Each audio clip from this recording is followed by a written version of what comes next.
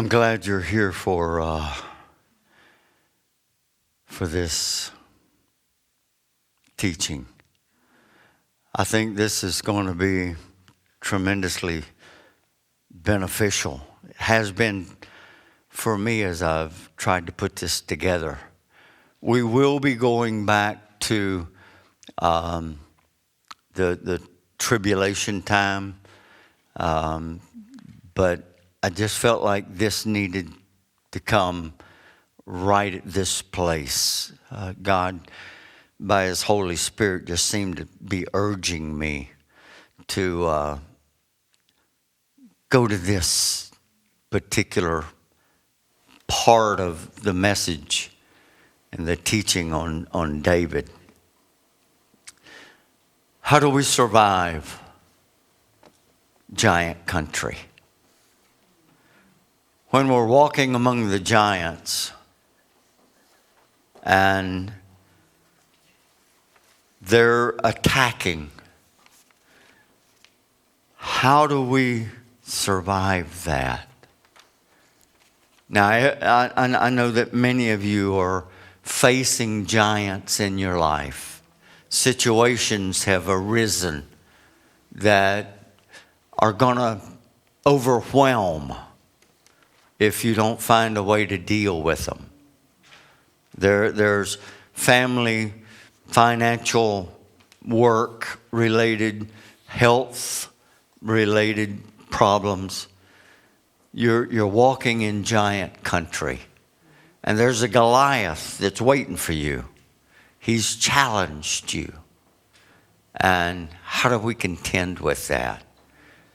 Well, in 1 Samuel chapter 17, I believe that there's some clues. So let's begin on giant country. How do we survive? It's the third sermon on David, man after God's own heart.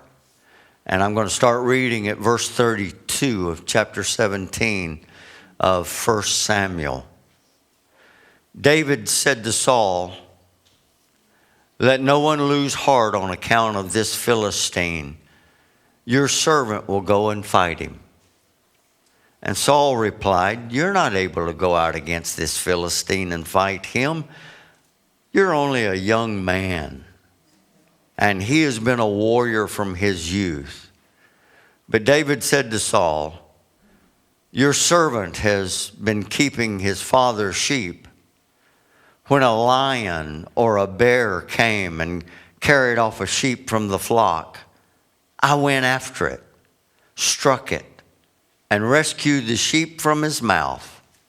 When it turned on me, I seized it by the hair and struck it and killed it. Your servant has killed both the lion and the bear. This uncircumcised Philistine will be like one of them, because he has defied the armies of the living God. The Lord who rescued me from the paw of the lion and the paw of the bear will rescue me from the hand of this Philistine." Saul said to David, "Go, and the Lord be with you." Then Saul dressed David in his own tunic, put a coat of armor on him and a bronze helmet on his head. David fastened on the sword over the tunic and tried walking around, because he was not used to them. "I cannot go in these," he said to Saul, "because I'm not used to them." So he took them off, and he took his staff in his hand. He chose 5 smooth stones from the stream, put them in his pouch of his shepherd's bag, and with a sling in his hand, he approached the Philistine. How awesome a story. Part of God's training for David. From the moment that Samuel found David at Jesse's house under the orders of God, God had started training David. And I believe it started long before that, but that's when it officially started. He was training him to be the king of Israel, to sit on the throne. And part of God's training plan for David involved placing him in some difficult situations. In those difficult times, David learned to trust the Lord and to walk in the power of God and not in the power of the flesh. Sometimes what you're facing is a learning experience. As you overcome whatever giant is in your way, you are learning to walk in the Spirit. You're learning faith. You're learning to overcome. Not depend on the flesh, but depend on God. David learned the lessons necessary to survive life. And not just to survive, but to thrive in life. We see David in one of the most desperate times of his life in the verses that we have just read. Here, David trusts God for some big things. And in return, he sees God do miraculous things. If you're not facing something huge that's bigger than yourself, then what God does for you will not be a tremendous miracle. But as you face the big things, that gives God an opportunity to show you His miracle working power. Miracles only come for needs. They don't come for show. So God's not going to show off, but He's going to meet needs by doing miracles. Where did David get this courage? He learned it as he was all alone on the hillsides with God. It was just him and God and the sheep. Sheep don't talk too good. And they're not real good companions. So David had God to talk to and be his companion. What kind of young man are we looking at when we look at David? The one thing that really stood out to me, he's a man of reality. He doesn't live in a dream world. His world is real. And he lives in that world of reality. He's a man who remains responsible when nobody is there to look. Nobody is there to see. In other words, he's faithful when nobody is around. So to David, this guy Goliath was no big deal. To Saul, that was a big deal. To the army of Israel, that was a big deal. To David's 3 brothers that was a part of that army, it was a huge deal. But for David, Goliath was no big deal. Why? Why was it for everyone else but not for him? Because David had been killing lions and bears when nobody was around to even see it. He would lay his life on the line for his sheep. And they weren't even his, they were his daddy's. But he was faithful in doing what his dad had assigned him to do. He had been facing reality long before he had this opportunity to square off against a giant called Goliath. What reality? That God is greater and God is able. So what do we see David doing when the whole army is cowering back? When Saul and all the others are in their tents shaking. David rolls up his sleeves, and just like he did for his sheep, when he fought for the sheep, he's going to fight for the army of God's people and for the name of God. And he's going to defeat Goliath for God and for Israel.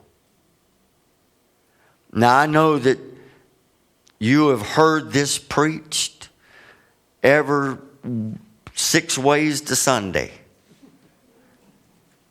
You've heard every story about David and Goliath that has ever been invented until now.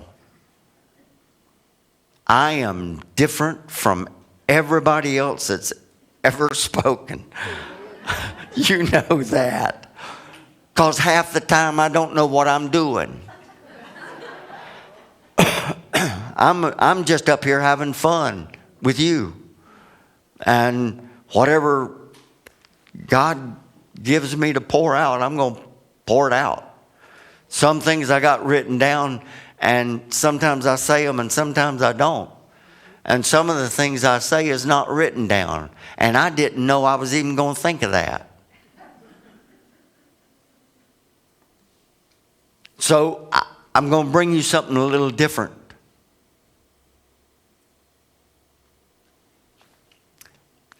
I don't know that it's going to be anything new, just different. But I feel that there's some instructions, helpful instructions that's contained here, that if we will follow them, it will help us have a victorious life. It will lead us toward that victorious life. That life in Christ is the victorious life. That's where the answers are. And I also know that I'm preaching to folks that are battling giants of their own. Every one of us have been thrown into weird situations. Hard, difficult times. Some of it's job related. Some of it's medical related. Some of it's just we got to stay at home when we need to go. We're not able to congregate. So it's an awkward, difficult moment. But even above that, some of you are facing things that you don't know what to do with. And you don't know how to handle. I think there's some things here that can shine a light on how to handle it and what to do with it. Some of you are facing significant things. It's not the size. It's the God that you allow to work in it. No matter how big it is, He's able to overcome it. And I believe these verses will help us. As we watch David going down the side of the slope toward that Valley of Elah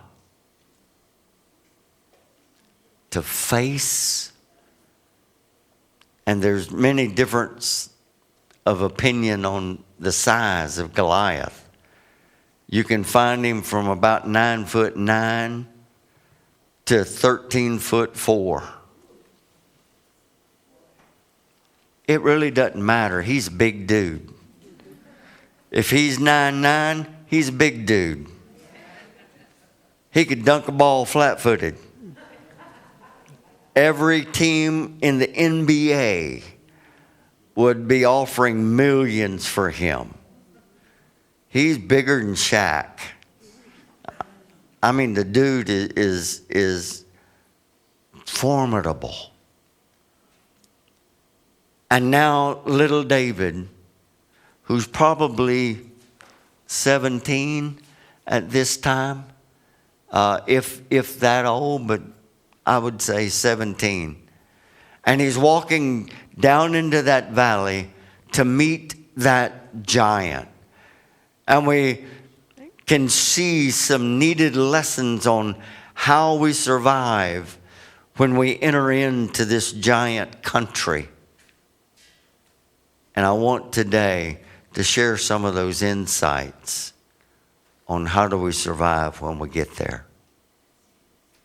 So point one, survival is a matter of timing. Timing. In verses 17 through 24 of 1 Samuel chapter 17, it says, Now Jesse said to his son David, Take this ephah, which is about 36 pounds, of roasted grain, and these 10 loaves of bread for your brothers, and hurry to their camp. The brothers were off with Saul fighting, and it was the custom of that day that your family had to provide you something to eat. And they supplied you and resupplied you pretty much on a regular basis. Take along these 10 cheeses, verse 18, to the commander of the unit. See how your brothers are, and bring back some assurance, which is a token of spoils, from them. So whatever they've been able to take, get a little bit of it and bring it to me. I want to make sure that they're okay. I want to make sure that they're winning this battle. I want to make sure that there's a token of them being okay. They are with Saul and all the men of Israel in the Valley of Elah, fighting against the Philistines. Early in the morning, David left the flock in the care of a shepherd, loaded up, and set out, as Jesse had directed. He reached the camp as the army was going out to their battle positions, shouting the war cry. Israel and the Philistines were drawing up their lines, facing each other. David left the things with the keeper of the supplies and ran to the battle lines and asked his brothers how they were. And as he was talking to them, Goliath, the Philistine champion from Gath, stepped out from his lines and shouted his usual defiance. And David heard it. Whenever the Israelites saw the man, they all fled from him in great fear. Think about it. This day for David began like almost any other day. That was one of the things from the presentation at Narrowway. It was on the life of Stephen. And the day that Stephen was stoned started out just like every other day. And they brought that out, and I don't know that they did it intentionally, but it caught me because I had been studying on this. And I said, wow, it's just a normal day. He doesn't know that he's going to die today. David's day started just about like any other day would. He plans to tend his sheep and to do the same things he's done day after day for years. But this day is going to be different. Jesse sends David to check on his 3 older brothers that's fighting with Saul's army. They've been gone for at least 40 days. We don't know exactly how long they've been gone, but it's been at least 40 days that they've been bivouacked out on the side of that mountain or side of that hill. Because in 1 Samuel 17:16 it says, for 40 days the Philistine came forward every morning and every evening and took his stand. So every morning, every evening, Goliath would come out and say pretty much the same thing. He would taunt the warriors from Israel. And this worried Jesse. 40 days there had been no word. David, I want you to go check on them. Make sure your brothers are okay. Bring back a token so that I'll know. So David goes to his brothers as he's commanded, and when he arrives there, he finds the armies of Israel cowering in fear because of the taunts of Goliath. Now the Bible describes this man in chapter 17, verses 4 through 7. About 9 to 13 foot 4, whatever. He had a helmet of bronze on his head, and he wore a coat of scale or a coat of armor of bronze weighing 5,000 shekels. So that's about 125 pounds. On his legs, he wore bronze greaves or coverings. And he had a bronze javelin that was slung over his back, and it stuck up on both sides. His spear shaft was like a weaver's rod or beam, the King James says. And its iron point weighed 600 shekels, or around 15 to 20 pounds. His shield bearer went ahead of him. It would be enough to scare anybody.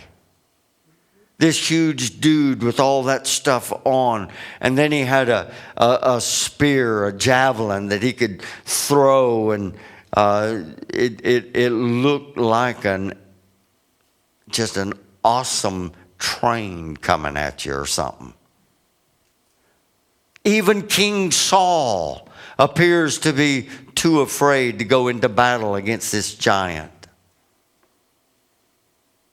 But while the army of Saul hides in their tents, David is listening, and he hears the giant blaspheme the name of God and bring shame on the people of God. Now, David's day started like countless other days had started. But before the sun goes down on this day, David found himself face to face with a mighty big giant. But isn't that how giants come into our lives? They rarely give a notice that they're coming.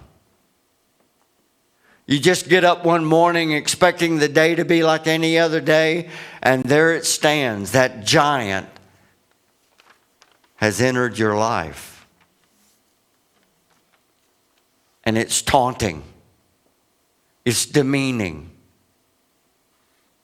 When they come, they always catch us off guard, and they always frighten us.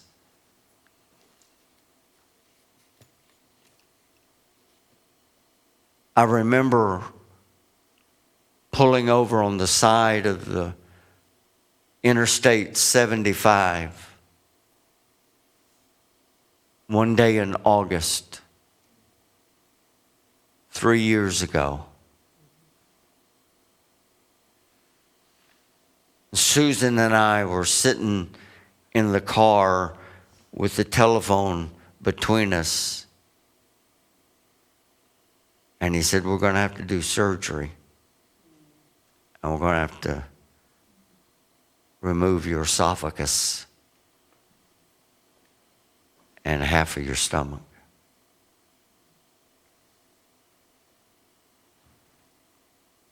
What? It's not really happening. It always catches us off guard. And that fear rises up. When we look up at them, most of the time, we don't have any idea what to do about it. That was my first question. I looked over at Susan and I said, what are we going to do? Because I wasn't sure I was ever going to be able to talk again. We didn't know if my voice box, vocal cords were going to have to be removed. I didn't know what it was going to be like. It was just a giant standing there. But you have them. If we're going to survive this giant country, we need to understand that giants don't just show up. Their appearance is well timed. We don't understand that because our ways are not God's ways.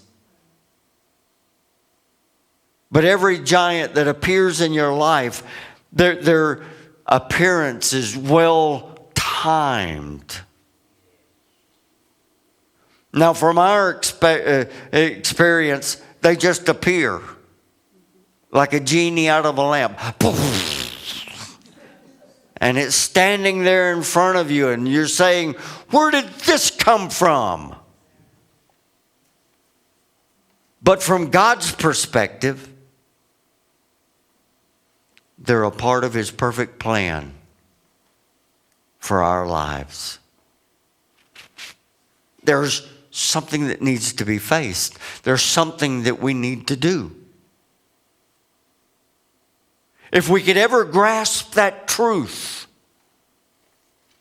that nothing comes our way apart from the permission of God.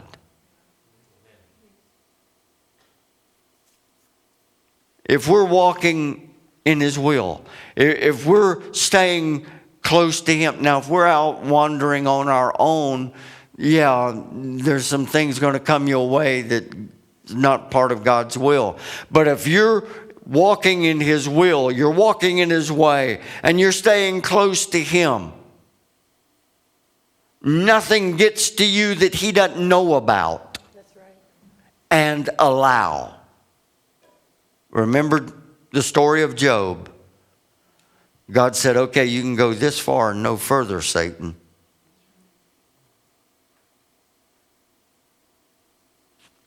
But our whole attitude would change if we understood that. Romans 8:28.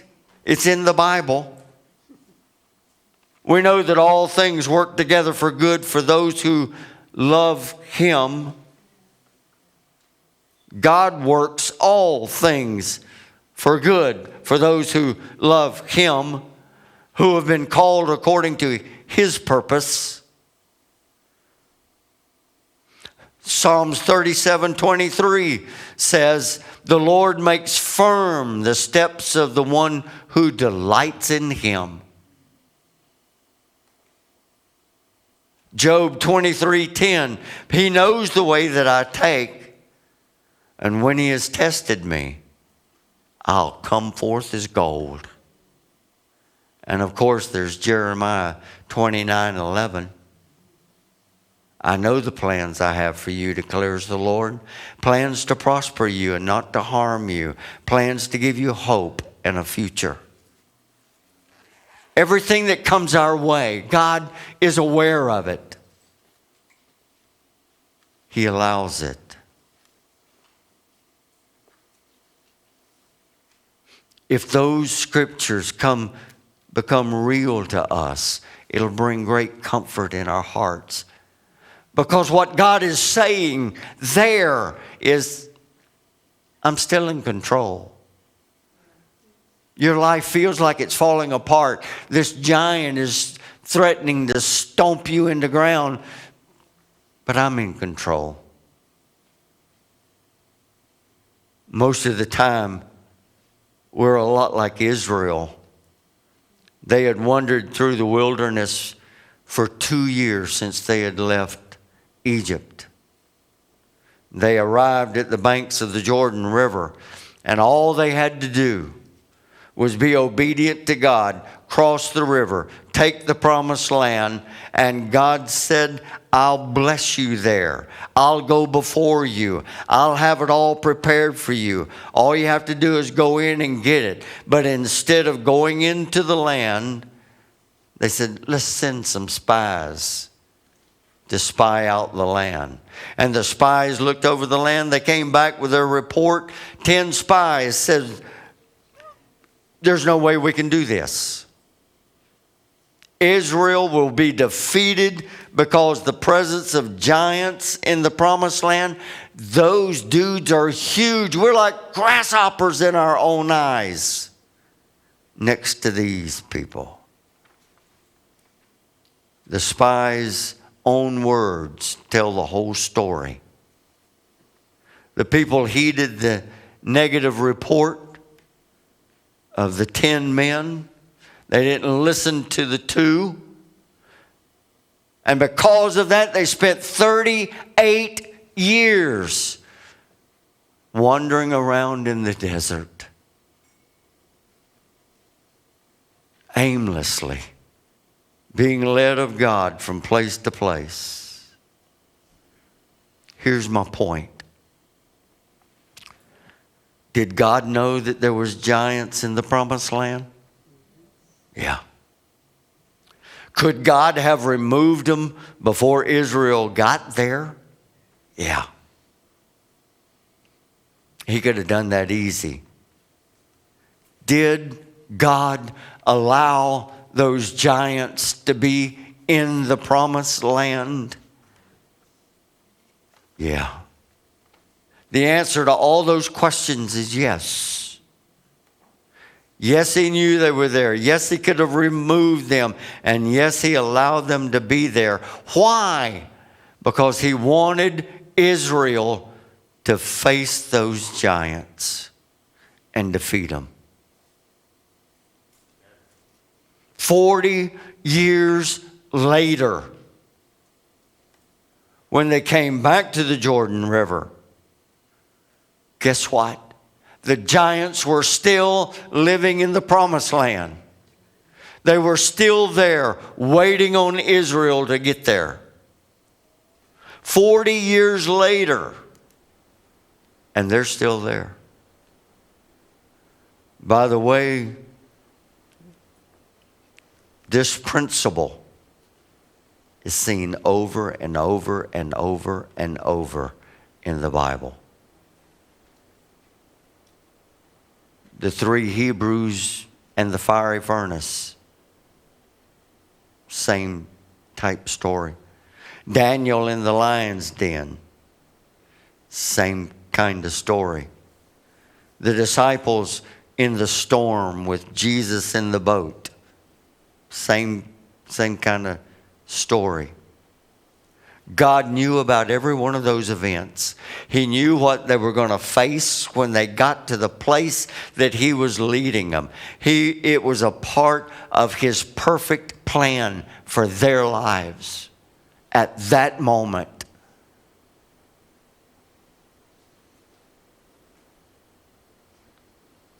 Here's what I'm trying to tell you, and I'm going to close with this.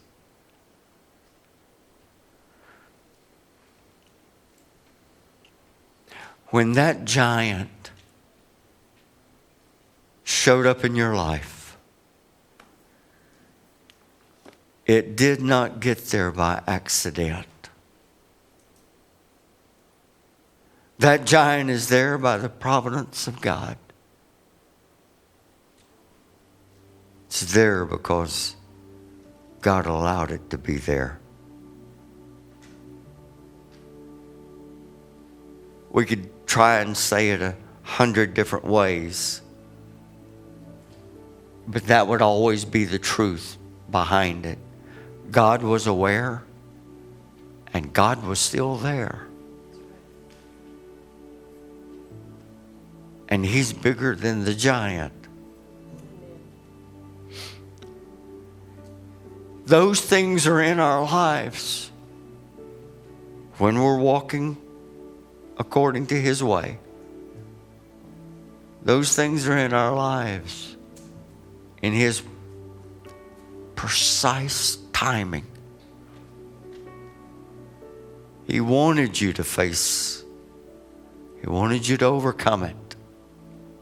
He wanted you to be more than a conqueror through Christ, who strengthens us. When the giants come, we can get depressed and we can get defeated. Or we can realize, hey, this is a tangible symbol that God's working out His perfect will in my life. God knows all about this thing. And that's what I looked at. I said, God, you knew last year that I was going to face this. You had it under control then. You got it under control now.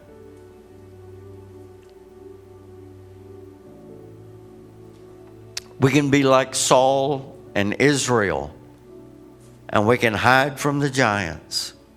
Or we can be like David, roll up our sleeves and face the giant and overcome him. We can get discouraged, or we can do like Job and worship God in spite of what the giant is doing in our lives. And we can continue to worship, we can continue to lift up God, and we can continue to serve Him and walk with Him. The choice is ours. But if we can ever understand that giants come according to God's timing, it'll help us survive as we go through giant country.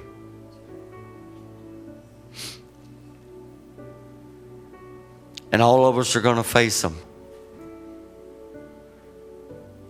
God knew that Goliath was going to be there when David stepped out of bed that morning. You can say, oh boy, you're going to have a day to remember.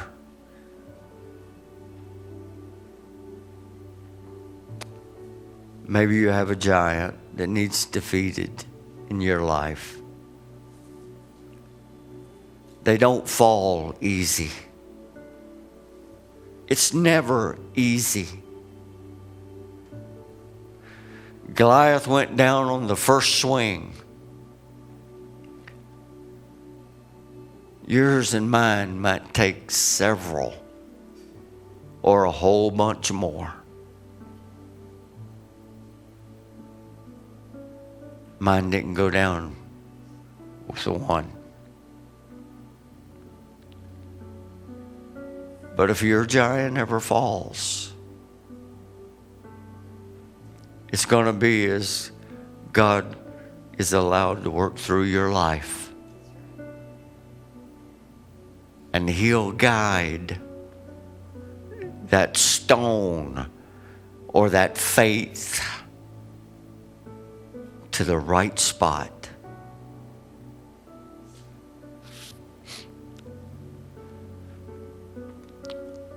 Over and over and over. Doctor after doctor has told me, you're an absolute miracle. You should not even be here. It was a miracle that they found the cancer. He said, I wasn't even looking for it. And there it was. The surgeon said, I know that I got it. And I knew that it was going to be awful. And most people don't survive it. It's a miracle that you're here. And he's the best in the Southeast. Dr. Salo. Listen, God will be with you. And he will guide all the way through it. It's not by might and not by power, but by my Spirit, saith the Lord. It might take 2 swings or 3. David picked up 5 extra stones. In case that first one didn't do the trick, he had another one. When you face your giant, be prepared. Know God's word and let it be applied. Bow your heads with me, would you please?